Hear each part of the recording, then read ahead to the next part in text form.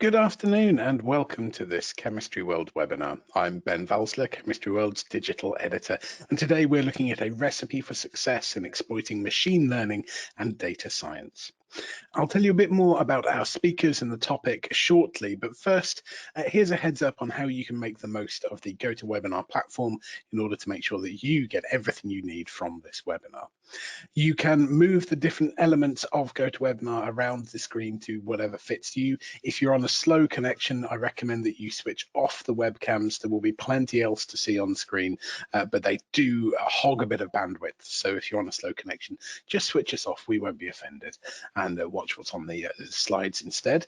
Those slides are part of the presentation, but we're also having a software demo, and for that reason, we don't share the slides afterwards. I know some people do. We think it's more important that you get the full context of the slides and everything that's being said and everything else that's being shown. So instead of that, what we'll do is we'll send you a link to a recorded version of this webinar that contains all of the elements that you would want to see, everything that's being said, and all of that important context. So keep an eye out in your inbox over the next few days for a link to that recording. In the same email, for those of you who are kind enough to turn up and join us live, the live presentation, you will also get a certificate of attendance, and that's just our way of saying thank you for attending the live event. Now, the other real benefit of the live event is that you can ask questions of our speakers, and there is a box at the bottom of the GoToWebinar panel, which is likely to be down one side of your screen, depending on how you're watching this, where you can ask questions for the panelists. And please just type in any question that you have at any point throughout the presentation. We'll have a Q&A session at the end where we can try and get through as many of your questions as possible. Do keep them coming in. Anything that occurs to you at any point throughout the presentation is best that you ask. So we've got plenty of time to make sure we can go through them all. The only other thing to note about GoToWebinar is that it is an interactive platform, and we will be having a couple of polls. So keep an eye out for those polls popping up on screen. They will take over whatever we're sharing at the time. You should be able to just interact and click your answer. It's really useful for us to get to know you as an audience and get to know your opinions, your level of competence with what we're talking about, your understanding. So really, please do engage with those polls. It does help us to understand you a bit better. So today we're, as I said, looking at a recipe for success in exploiting machine learning and data science. And in particular, we're looking at this occasionally quoted idea that actually allowing the computers to do the work means that subject matter experts are no longer needed, and whether that's really true or not. So there is this oft-quoted promise, the big data and data science, where if you invest in databases and algorithms, you process huge amounts of data, you'll gain new insights and you reduce the need for experts because the computers do the work for you. That sounds like a good investment, perhaps, but maybe it's not really the case. It's commendable, of course, that we do better things with the data that we've got and we collect more data. And increasingly, we're collecting huge amounts of data that we don't interrogate very well. But today we're going to look at the things that data science really needs, and that includes communication and teamwork, clarity about what it is that you need to know, and that's something that a computer can't always give you, a good firm understanding of the data, understanding the quality of the data as well as the ability to extract that information and things like that. And much of this is beyond what a computer can do. It can crunch those numbers very quickly, but if those numbers are rubbish, the computer doesn't know. So big data and data science need subject matter experts to succeed, and we have a few of those experts with us today. In fact, we've got 3 speakers today. 2 of them are joining us live, and then we have a recording from a third one. So firstly, we'll be joined by Malcolm Moore, who's a senior technical manager for JUMP. He is an expert in design of experiments. He's worked at Light Pharma, BNN, and AstraZeneca, and has lectured in medical statistics. So he definitely knows what he's talking about across the board. We'll then have a pre-recorded presentation from David Hand, who's a senior research investigator and emeritus professor of mathematics at Imperial College London. And then joining us later on is Emmanuel Romeu, who is joining us to do a demonstration of JUMP. So you can see really how you can step in and start to manipulate and interrogate your own data in order to make these better decisions. Don't lean on the data science itself to do all of the work, but use it as a valuable tool to make sure that you can get what you want from it. So that is it for me. Keep your questions coming in. We will be sharing links and other things in that chat box as well. So keep an eye on that as we go. And what I'm going to do now is welcome Malcolm. So Malcolm Moore, hopefully we'll be able to see him on screen and hear him very shortly. And then we'll hand over to his presentation before we then come into the wonderful pre-recorded presentation from David Hands. We're very pleased to have Malcolm, David and Emmanuel with us today, and we've done that through our partnership with Jump, who are a long-term partner. We're doing lots of different work with them. If you'd like to find out more about these sorts of topics, just go to chemistryworld.com/webinars and you see pretty much every month we have a different topic covered, looking at Jump and how they can help you as researchers. Malcolm, I can hear you and I can see you, so thank you for joining us. I will let you take away with your presentation. Yeah, so that was a great introduction. Thank you, Ben. And the question we challenging you on here is, can we trust computers without human intervention? And for me, it's a big firm no. Particularly in science and related areas, where we really interested in driving understanding. So there are some contexts where it's acceptable to leave the decision to computers, perhaps. One of those is in financial services, where a bank is interested in predicting if a transaction is a potentially fraudulent one. And they weigh up the risks, the various risks associated with that. And there's no transparency needed. There's no understanding necessarily as to why a potential transaction is a fraudulent one. There are some contexts where you definitely need to put contextual understanding on top of it. Many of you, particularly those of you based in England, will remember the GCSE exam fiasco last year, where our fearless leader, Boris Johnson, was on TV saying that the problem with the exam grade predictions was down to a mutant algorithm. For me, there's no such thing as a mutant algorithm. It's people giving up their responsibility to make sure that the model that's being used by the computer is a plausible one. In the context of the exam grades, I think they were using things like postcode as a predictor, and postcode is correlated with many other things, particularly areas that are disadvantaged, and that anyone could work out that that was a politically unacceptable thing to do. In science, we're often interested in driving our understanding, increasing our understanding, and in that context, subject matter is critical. And we need to use our subject matter knowledge to challenge our data and models. So the focus today really is on helping us understand what machine learning calls supervised and unsupervised learning, how those types of methods can be used with human control to advance our understanding and learning and help us make decisions more efficiently, more effectively, and better decisions. So in that context, then, we're going to try and achieve 3 goals today. Separate the fact from the fiction. As we already said, there's a lot of hype in this area, and what's true and what's false. Give you some indication of what success looks like when you're applying these methods, and some tips if you're not yet started on how to get started. If you're already started, some tips on scaling the use and impact.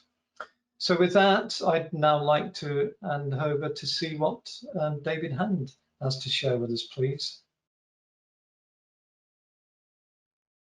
My objective in this talk is to give a light canter through the main points of good data science, and of course, by implication, the main points of bad data science. It is a light canter. I've only got half an hour, and of course, it's a personal viewpoint, just touching on what I think are the main points. So I want to kick off by saying something about the nature of data science and observing that I think there are 2 fundamentally different kinds of aims which are generally pursued. The first of these 2 different kinds of aims is extracting understanding. This is a sort of objective in science or discovery. You're trying to find out how things work, what's going on, and so on. And the fundamental strategy is to conjecture something, come up with a theory, a hypothesis, and so on, collect data and compare the two, compare the data with your theory.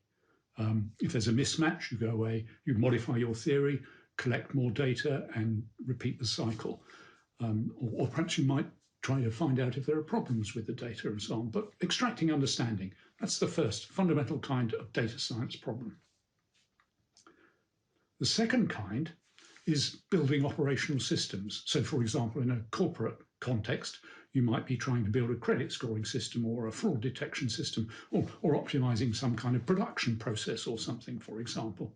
And here, I think the main use of data science is evaluation and assessment. You have your process, you collect data on how it's running, and you try to decide if it's good enough, if it needs to be modified, how it should be modified. And again, of course, this is a cyclic process. I think successful data science requires 3, or as I'll say, perhaps 4 attributes. One is you need knowledge of the domain. You need to understand what's going on, what's important, as I'll show in a minute, what's valuable about the context in which you're working, what people care about, domain knowledge. Second, of course, you need statistical expertise to be able to extract meaning and understanding, enlightenment, illumination from the data. And thirdly, you need, of course, data access and manipulation skills. You need to know where you can get hold of relevant data and how to extract it, manipulate it, juggle it into a form on which you can do the statistical analysis. I said 3, perhaps 4. I think also one should have a degree of skepticism. I don't mean suspicion, I just mean that you should approach things with a questioning sort of attitude. Could there be something wrong with the data? Could it be biased, for example? Something we're pretty familiar with nowadays. Could there be something wrong with your code? We've all, I'm sure all of us have experienced that sort of thing. So I think one should have a skeptical sort of questioning attitude to be sure that you get good results. I think also there are 2 aspects to data science. One is big picture understanding, recognizing value when you see it, knowing what matters, the high level perspective. And you'll see immediately what the other side, what the other picture is. It's the small picture understanding. You're all familiar with the old saying that the devil's in the details, and small picture understanding is a question of understanding the details, knowing whether a little anomaly could totally disrupt the conclusions and things like that. In my opinion, it's rare that these 2 pictures come from a single person. In fact, I think you can generalize that, and I think it's usually true that good, effective data science, real data science applied to real world problems, needs teams of people. You need someone who has the big picture understanding, someone who has the small picture understanding, someone who knows where one can get relevant data, and so on. So teams of people with different classes of expertise, it's unlikely that you'll have any individual who covers all of these things. And that, of course, is why diversity in data science teams is so valuable. People with different understanding of these different pictures, people with different perspectives on the problem and how one might try to tackle it. The biggest picture is certainly in a corporate sort of context, might be expected to be held by the board. They will have an overall view of how the company sits in the context of its competitors and so on. But the big picture people may lack understanding of the details of what data science can do, indeed, of what the limitations of data science. This quote here is not an unusual sort of situation. They sometimes have the view, the big picture people sometimes have the view that you put all your corporate data together into a huge data warehouse, hire a data scientist, hopefully on a vast salary, buy some really powerful computers, and you'll make untold sums of money. In fact, I had a real life experience of that not long ago. I was at a conference of bankers, and a senior banker came up to me and said he'd done just that. They'd spent some years collating all their data into a giant data warehouse. And then they'd hired an academic statistician, not me, I hasten to add, and they'd said, look, we're going to pay you a large sum of money, spend 3 months working on this, find us something valuable in the data. And of course he failed. And of course he failed, because they hadn't told him exactly what they wanted, what the problem was, what he was supposed to be looking for, what was valuable, if you like. He was great with juggling the data, squeezing illumination from it, but that was only going to work if he had an idea of what illumination was.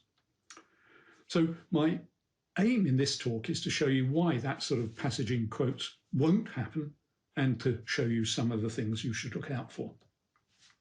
And I'm going to begin with what I think is the most important question, the fundamental question you should always ask yourself at the beginning of any data science project. What do you want to know? Determining what you want to know. Defining the question, like my banker person failed to do. Defining the question from our perspective, from a data scientist perspective, is making a mapping from the domain to the mathematics. You formulate the question and then you couch it in numerical terms. You know, is this mean bigger than that mean, or something like that? But I'd like to draw your attention to two things. First, that your data, the data that you will be analysing, is a representation of the world. It is not the world itself. It is just a simplification of the world. Or another way of looking at it is that it's a projection of the world onto the variables you've recorded. Suppose we're studying human beings, for example.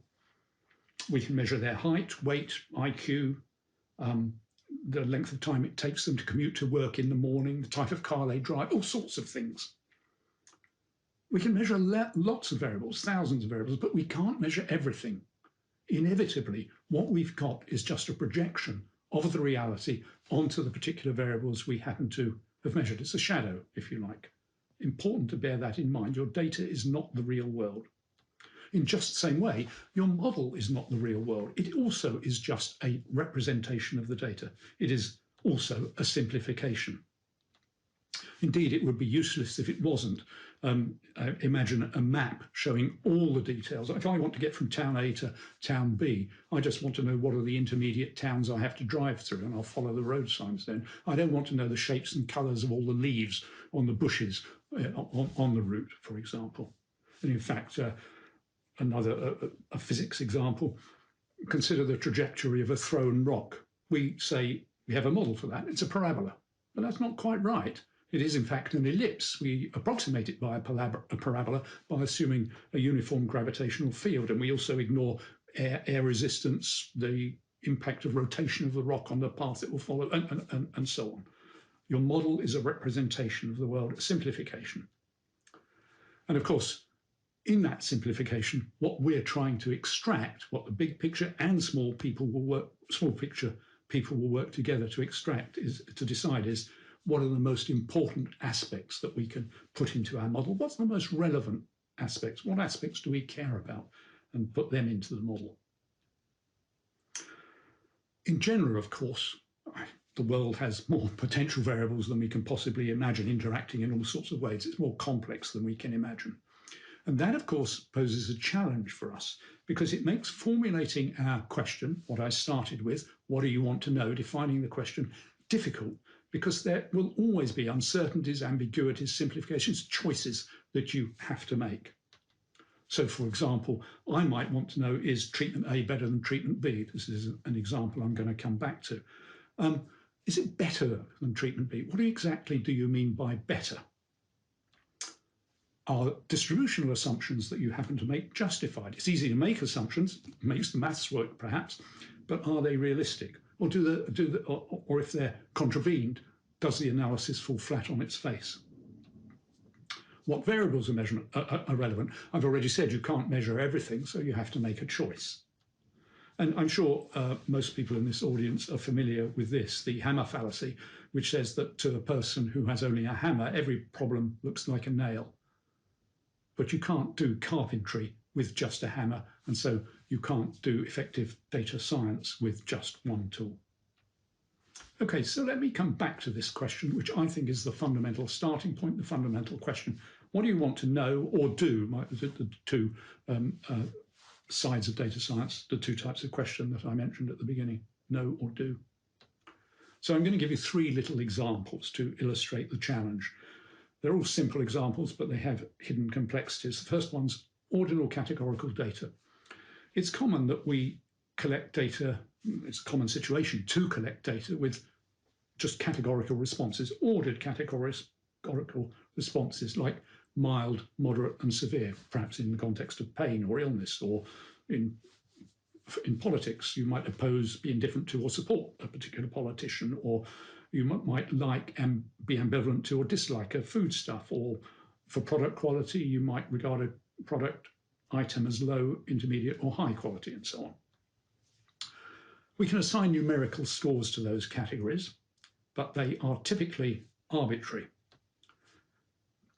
provided they preserve the order, of course. They must preserve the order, mild, moderate, severe, increasing order, for instance.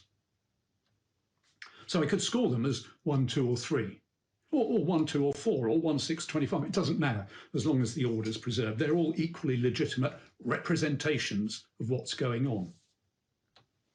So here's a little example. I've got 2 bar charts. The top bar chart has 70 people in the first category, 10 in the second category, and 20 in the third category. The lower bar chart has 70 again in the first category, but then the numbers in the second and third categories flipped round. Now, whatever order, if I score these categories 1, 2, or 3, respectively, the mean of the first bar chart the arithmetic mean is 1.5, and that of the second is 1.4. The first bar chart, the upper bar chart, has a higher mean.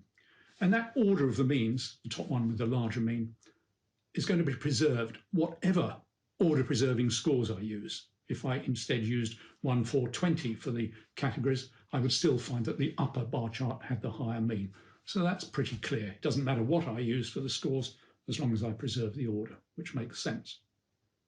However, a popular analytic strategy for tackling data of this kind, categorical data like this, is to suppose that the categories arise by partitioning an underlying continuous distribution of possible scores.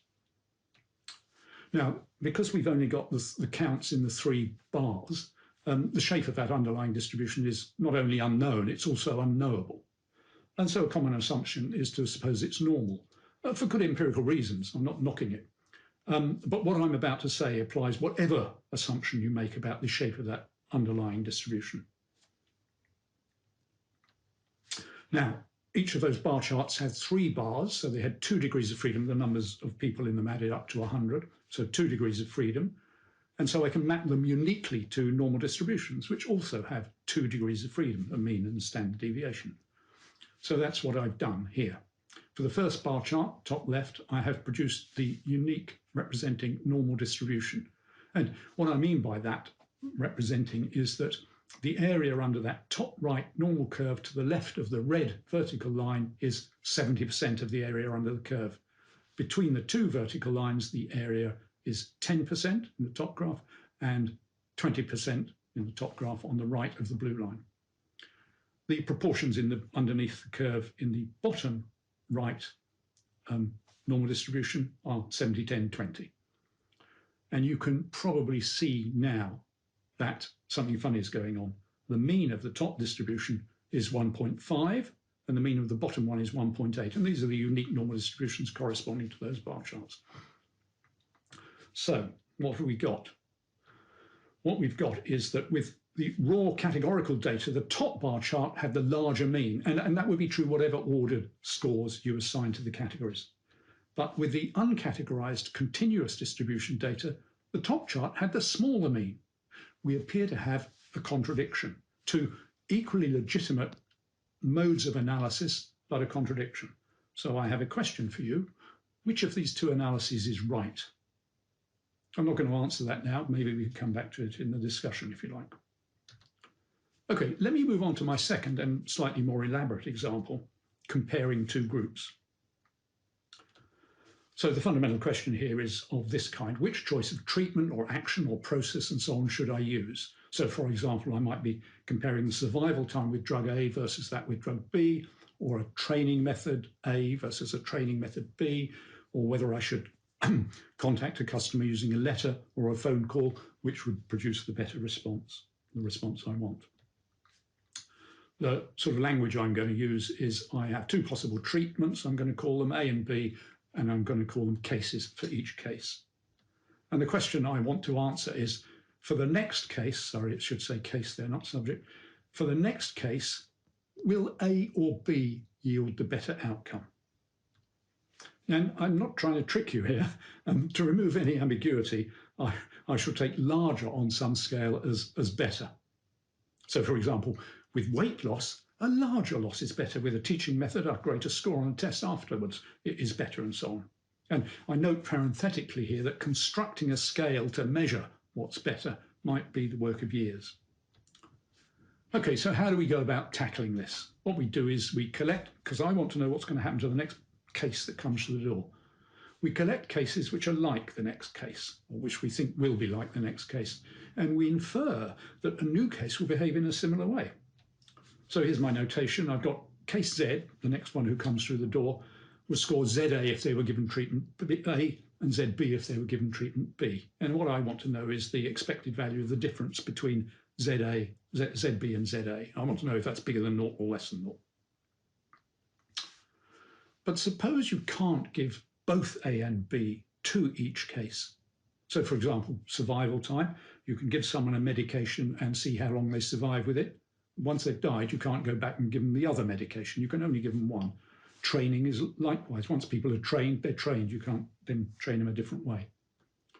So we tackle this in a standard way. We randomly partition the sample into 2 groups. We give one group treatment A, one group treatment B. Now, of course, since we've randomly partitioned them, we haven't got scores on the same case. We've got scores on different cases, and I'm going to denote those XA and YB to denote the fact that they are different. But that's not a problem, because the expected value of the difference ZB minus ZA is equal to the expected value of ZB minus the expected value of ZA, linearity of expectation, and that's equal to the expected value of YB minus the expected value of XA. So no problem. And then, of course, we'll use a standard approach, something that many of you will have done. We use a t-test to compare the means. So to illustrate this, I generated 1,000 pairs of ZA and ZB values from a bivariate distribution with normal marginals with standard deviation 1. Now, I generated the data so I can see what their ZA and ZB scores are, but in real life, you wouldn't be able to. And then I estimated the expected values of the people who received A and the people who received B.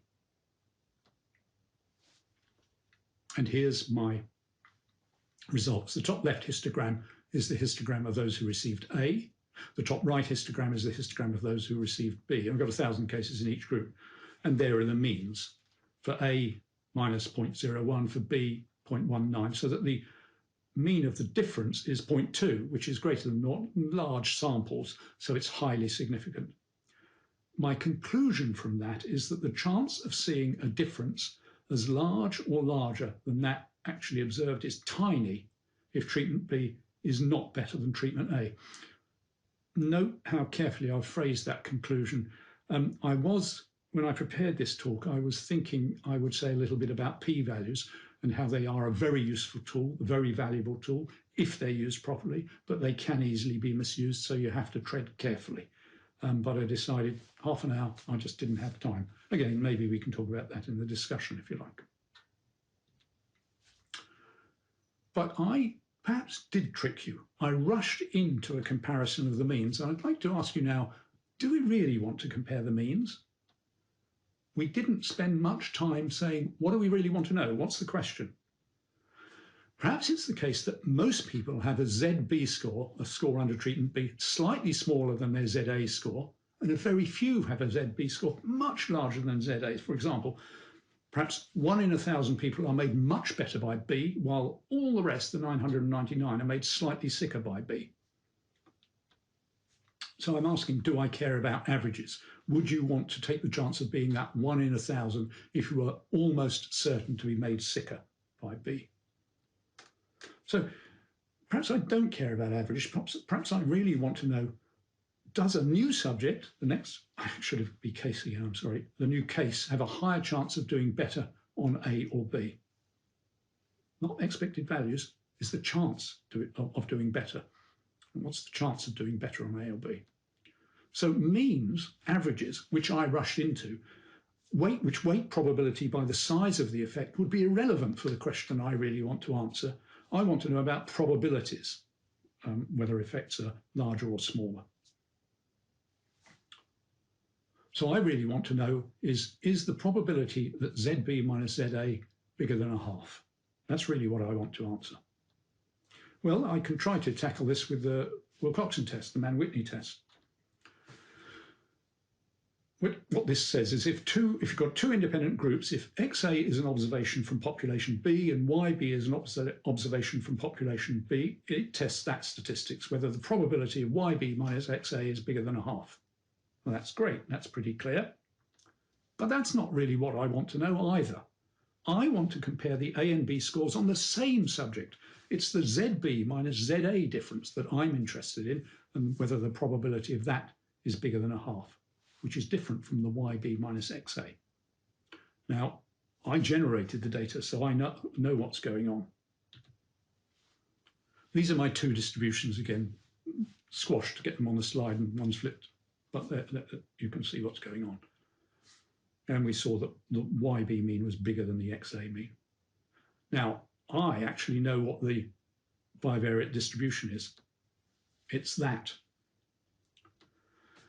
The Mann-Whitney test, the Wilcoxon test, just looks at those two marginals and gives us results for independent cases receiving A and B. And the actual test result is the probability of YB minus XA being bigger than naught is 0.56. Sorry, that should say greater than 0. And it's 0.56, which is greater than a half. But what I really want to know is a test on something you can't see, but I can because I generated the data, the unobservable difference ZB minus ZA, and the probability of ZB minus ZA being greater than 0 is 0.2, which is less than a half. So the conclusions are different. The Mann-Whitney test is misleading us. So where have we got to? We got to the t-test might not be answering the question we want to answer because it balances small values, many small values perhaps, against few large values, takes size into account. And the non-parametric Wilcoxon test may not be answering the question because a result on independent groups is not the same as a result on dependent groups, I should say dependent. So again, I'm going to ask you, which is right? So my final little example is what measure should you use? This is an example I've used before, but I think it very elegantly illustrates the problem. I have two researchers, an American A and a Belgian B, who wish to compare the fuel efficiencies of two types of car. Americans measure fuel efficiencies in terms of miles per gallon, whereas Belgians measure it in terms of litres per kilometres. Now, again, I'm not trying to trick you, so I'm going to convert everything to miles per gallon. So A uses miles per gallon, B uses gallons per mile. To find out which car is more efficient, I'm going to take a sample of type 1 cars, a sample of type 2 cars, and compare them. And just to illustrate, I'm just going to take 2 cars in each sample. You can take a larger one if you like, but keeps the math simple. So here are my results. This is the results for the American. Type 1 car, car 1, did 1 mile to the gallon. Type 1 car 2 did 4 miles to the gallon. Both of the type 2 cars did 2 miles to the gallon. So the average of the type 1 cars is 2.5 miles to the gallon. The average of the type 2 cars is 2 miles to the gallon. So the American concludes quite reasonably that type 1 is better. It does more miles to the gallon. Can't argue with that. The Belgian, however, you remember, works with gallons per mile, the reciprocal of miles per gallon. So he takes the same data, the 1 and 4 for the type 1 cars, and flips them to the reciprocals, which is 1 and 0.25, giving an average of 0.625 for type 1 cars, gallons per mile.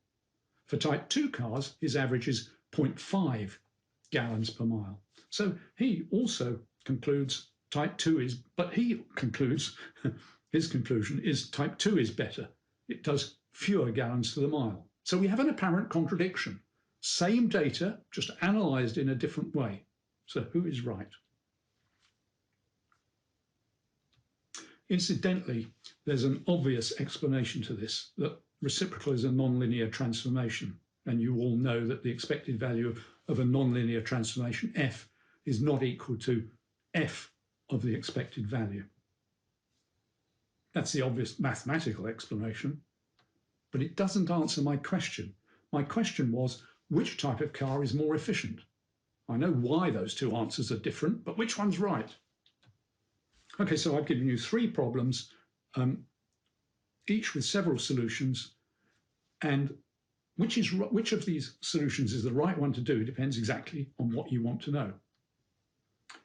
And let me say a little bit about the other kind of problem. What do you want to do? And in particular, let me look at how you measure performance for evaluating systems. So you might ask yourself, is it worth spending a great effort in squeezing tiny improvements in that measure when you're not really interested in that specific measure anyway? It's a proxy for something you're finding difficult to define. Perhaps the population you're applying the tool to evaluate performance won't match the one you're actually going to apply it to in the future. And there's always random variation between data sets and so on. Furthermore, there's another complication that perhaps different people have different ideas of what matter. So you have to think very carefully about how to measure performance. And I have 2 little illustrations, very quick illustrations. The stop and search strategy has a very low probability of catching someone carrying illegal property. Very few people carrying illegal property are caught by this. But perhaps the adoption of this policy might act as a deterrent to the carrying of illegal property. So the fact of failure to find such a property, which is kind of dark data, which I'll come to in a minute, could be an indication that the policy was working. So how do we measure performance? We have to think very carefully about it. And a little example that I've used many times before, I've generated a data set of black and white points there, and I'm trying to construct a decision surface to distinguish between them. And I've constructed 2 decision surfaces. In one, I minimize the misclassification rate, and in the other, I maximize the area under the receiver operating characteristic curve, both widely used measures of classifier performance. And as you can see from the orientations of the decision surfaces shown, those are the optimal decision surfaces for these 2 measures, and they're almost orthogonal. They could be as different as you can possibly get. They're as different as you can get. I don't have time to enumerate basic mistakes, fundamental blunders, and I don't want to spend time on this because you'll all recognize them. The fact that they are basic doesn't mean that they don't occur. And I'm going to give you 2 illustrations. I've listed some of the problems there. I'm going to give you 2 illustrations. I'm not going to do overfitting. I'm sure you're all familiar with that. But here's what I think is a beautiful example of regression to the mean. On the horizontal axis, we've got the countries of the European Union when UK was still in the European Union. The vertical axis shows you life satisfaction rating. And there are 2 points at each point on the horizontal axis. There's life satisfaction in 2007 and in 2011. And the blue bars show you whether its life satisfaction has increased over that period. The pink bars show you whether it's decreased over that period. And what you can see immediately looking at this graph is that there is a tendency for the blue bars to appear on the left and the pink bars to appear on the right. So if you start with a low level of life satisfaction in 2007, you'll likely have improved over the next 4 years, and the contrary if you start with a high level of life satisfaction. This can be explained perfectly by regression to the mean, which means these results, the relative rankings of these organizations, these countries, should be taken with a pinch of salt. This phenomenon is almost certainly due to uncertainty in the data. And another example that I've used before, I'm not going to spend much time on this, but it illustrates both selection bias and extrapolating beyond the data. It's the Challenger space shuttle disaster. A model was built just using the black points, but the complete data included the red points. And if you build a model including those as well, your model is completely different. So selection bias went on. Furthermore, the value on the horizontal axis at which you wanted to predict the value of the vertical axis is given by the green triangle, which you can see is way beyond any of the past data which has been observed. You'd have to be very sure of your model to trust that prediction. I'm not going to say anything about data quality for two reasons. One, I've written a book on it, Dark Data, Why What You Don't Know Matters. And secondly, because I gave a talk to the Statistically Speaking on the 1st of October, and you can watch that. Oh, I couldn't resist, except for this one example, which I think appeared in Significance magazine, about the 32-year-old man who was surprised to be rushed forward in the COVID-19 vaccination queue. He was being vaccinated when everybody around him was 70-year-olds. And why? It was discovered that it was because his height had been misrecorded, faulty data, as 6.2 centimeters instead of 6'2", which gave him a body mass index of 28,000, not 20, a body mass index of generally more than 25 is regarded as possible cause concern, not 25,000, 25. I'm surprised. They probably expected him to blow up at any moment. So let me conclude. Effective data science needs clarity about what you want to know, the fundamental question. Understanding of the data, the low order aspect, and understanding of the quality of the data for your question. Data can be good for one purpose, but perhaps poor for another. And you need to know whether it's adequate for what you want to know. As well as, of course, the technical skill to extract illumination, understanding, information relevant to your question from the data. And that's where I'm going to stop. Thank you very much.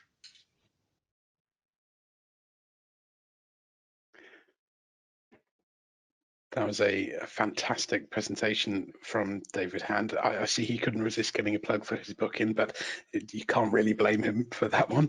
We are going to bring Malcolm back as well now. We'll have a little bit of a summary for that, but first we're going to run a poll. So we're going to find out a bit more about you as the audience. So as at your organization, machine learning and advanced statistical modeling methods are not used, are used by some groups, or are the standard way of working. So if you vote in that so that we get an idea of what proportion of our audience are using this occasionally or by part of the organization, or if it is really at the core of everything that you do. So I think we've got Malcolm back, and hopefully we can hear him as well, Malcolm. David's presentation, as he said at the beginning, was a whistle-stop tour, but it really does throw some good light on some of the problems that we can use when we don't handle our data properly. Could you tell us a little bit more about where that presentation came from? I noticed the hashtag #StatSpeaking in the bottom corner.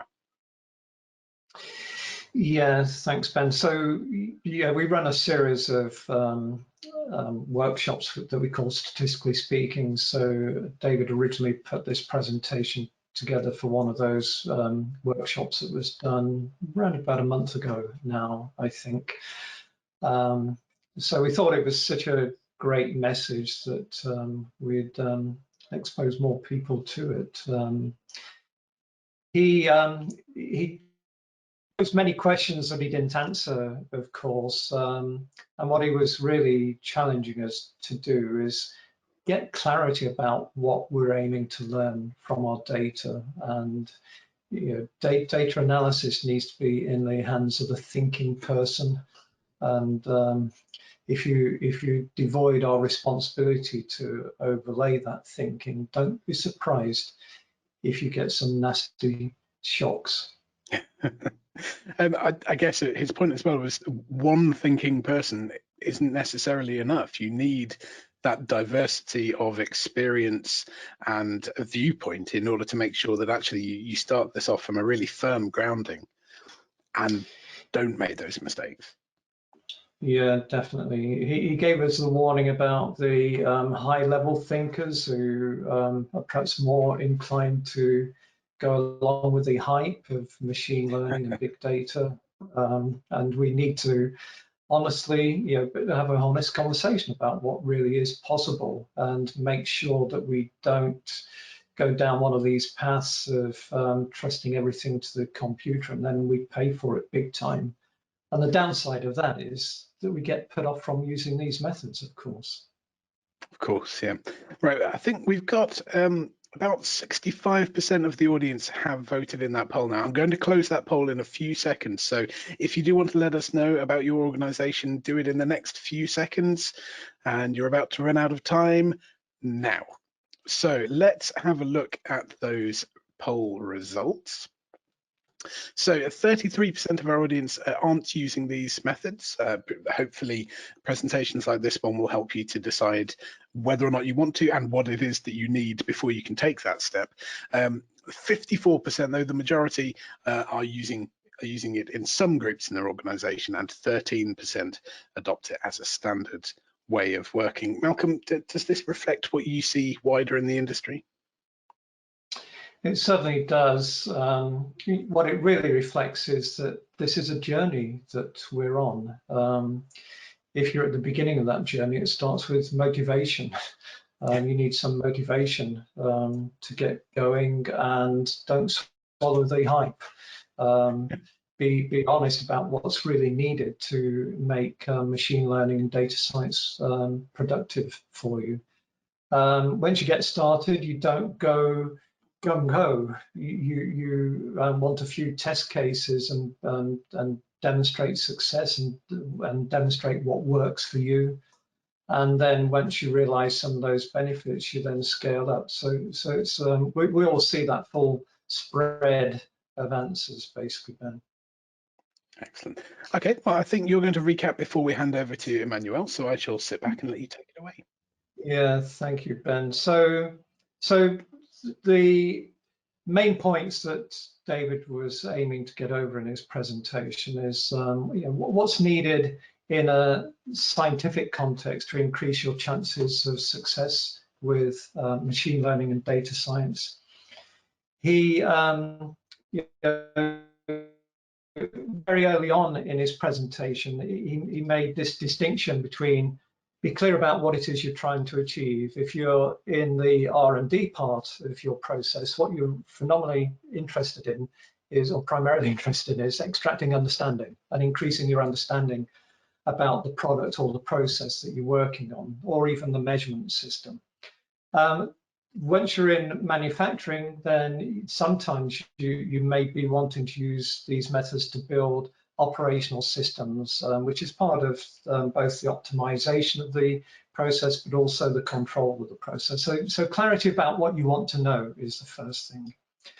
And then you need to understand your data. How's it measured? What's the reliability of those measurements? What's the limitations of your data?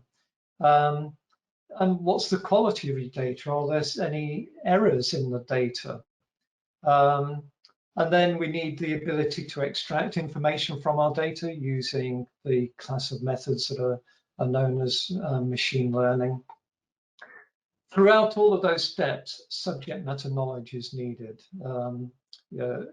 I, as a statistician or a data scientist, I won't have that contextual understanding. So our primary goals are to build a simple representation of our real world that's good enough to increase our understanding or improve our operational system. So that's the goal, really. Subject matter knowledge is critical in that, and what we're trying to do is increase the quality of the decision that we make and the speed and effectiveness of that decision by supplementing our subject matter knowledge with data. So I'd now like to hand over to my colleague Emmanuel, who will give you an impression of what machine learning looks like. Thank you, Malcolm. I'm going to show you exactly what machine learning is in practice and how to use it to solve problems otherwise difficult or nearly impossible to resolve. I need to go up on my slide desk. Yep, here I am, sorry. So let's make an example. It's about a continuous chemical manufacturing process. The data contains suppliers and process parameters and a pass-fail outcome. And the goal is to find a model which predicts if a production can be delivered to the customer without awaiting completeness of quality control. So let's first look quickly at the distribution. You see that there is a 70% pass and a 30% fail. Doesn't mean that we scrub the lot, hopefully, but it means that the grade is not good enough to be delivered to any customer and should be limited to certain application. It always look to have a quick view on the data, and you may see, for example, here I've got the pass-fail depending on the mixing, which is one of the factors, and I've got more failure at low mixing and more pass at high mixing. Doesn't neither mean that mixing is enough to explain the data, because you see that there is a big overlap between pass and fail, and that's the same for the other variables such as plasticizer. So what we will go to do now is to start some predictive modelization, and I will do a bootstrap forest. A bootstrap forest is a decision tree where you apply some bootstrapping methods, meaning that in the training set, so I've got my data has been subsetted in training, validation, and test. And in the training set, we are actually doing bootstrap, meaning we are using certain columns and certain rows each time, and we are repeating the operation a certain number of times. This increases the ability of being predictable.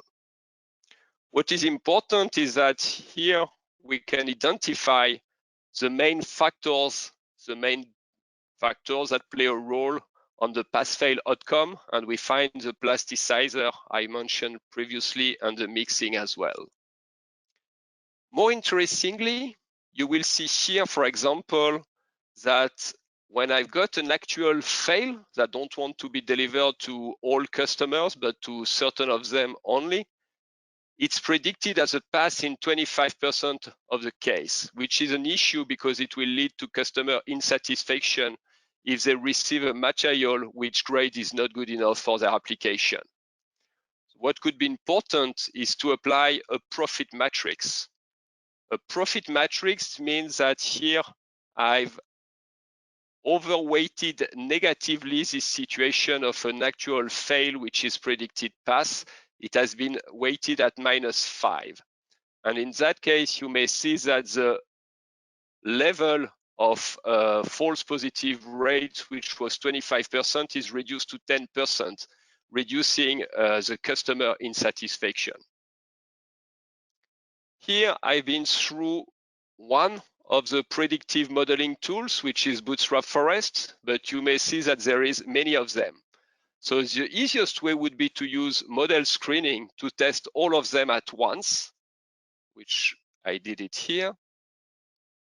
And in that case, you will see it take a few seconds to calculate 8 different models, which are here. And I will select the dominant ones, which is Bootstrap Forest, I already mentioned, and Neural Boosted, which is here. And if I use these two models, I can have a prediction profiler to figure out if it makes sense and to check with subject matter expert if the model makes sense.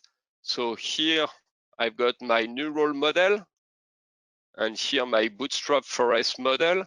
Here I've got my pass prediction. And for example, you may see that the two models are pretty similar regarding the effect of mixing.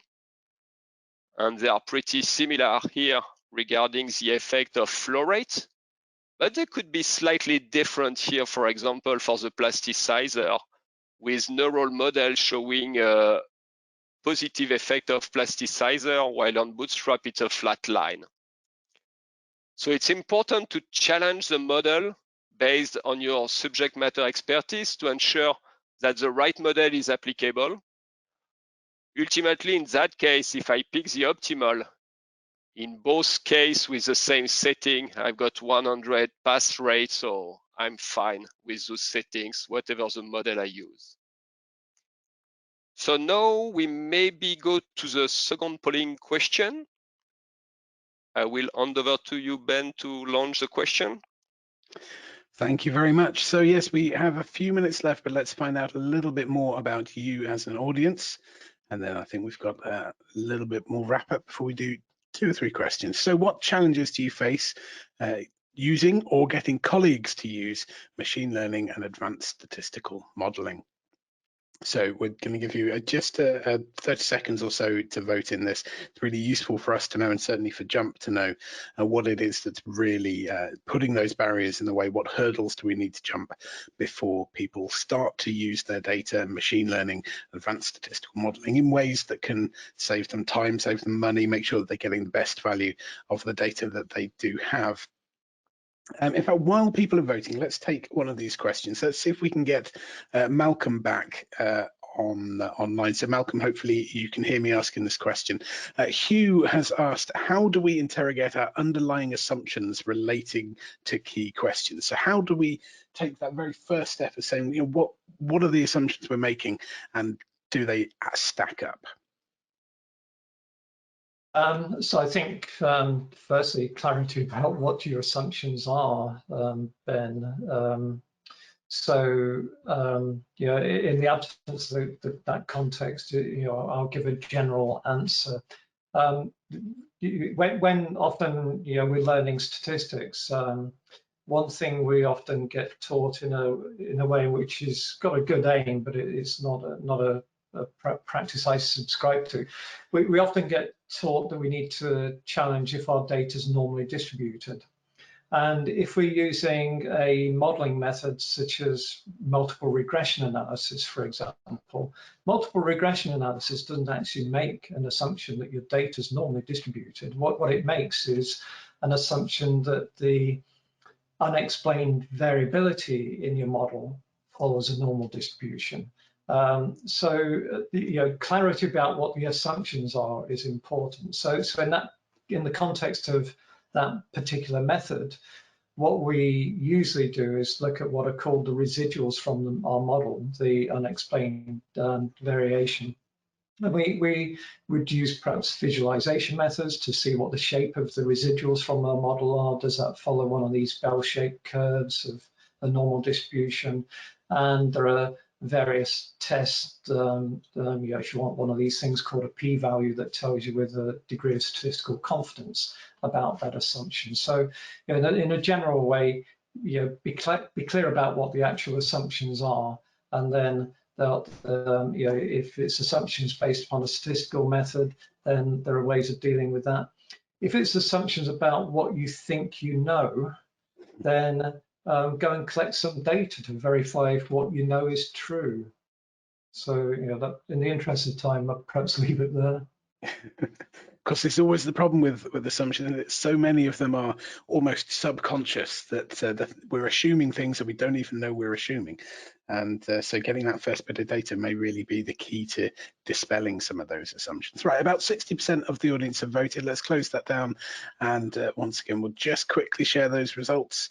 So half the audience are saying it's a skill shortage. They're lacking the skills, and clearly you're doing the right thing. Maybe this is your first step towards this, but by attending webinars with experts like we have with us today is a really good way to start identifying the skills that you need, and hopefully start learning and plot your path to making sure that you've got the skills that you need. And then there's a reasonable even distribution of the rest. So resistance to change, that's often a problem, and being able to demonstrate how these approaches can save you time, save you money, etc., is a really good way to get over that resistance. Lack of management support, I think that often falls into the previous bracket, and we have done webinars where JUMP experts have shown how you can use JUMP and use these statistical techniques to demonstrate the value, and really good visualization tools that make it really quick and easy to be able to communicate why you think this is the right thing, and you can communicate that up the chain. Unsure of the benefits, again, you're in the right place to learn more about these sorts of techniques. And then inadequate or insufficient data. Now that is one that we perhaps can't help with as much here, but clearly the fact that you know your data is inadequate or insufficient is a really good step forward, because you're not assuming that you've got everything you need and it's data of good enough quality. So thank you again for completing the poll. We're going to hand back to Malcolm now for a final wrap up. We are running over a little bit, and I'm sorry about that, but we will try and squeeze in at least one more question before we head off. So let's hand over to Malcolm now for the final bit of the presentation. Thank you, Ben. That was a great summary, actually, based upon the answers we've given. So, just a little bit on the motivation. Many of you, particularly those based in the UK, will be familiar with this guy. He's interviewed almost weekly by various different media outlets and about the COVID situation and what the COVID data is telling us. And I just want to draw your attention to, if you're interested in this area, David is giving a keynote presentation on Thursday of this week at one of our Statistically Speaking events. So we'll give you a link to that later on.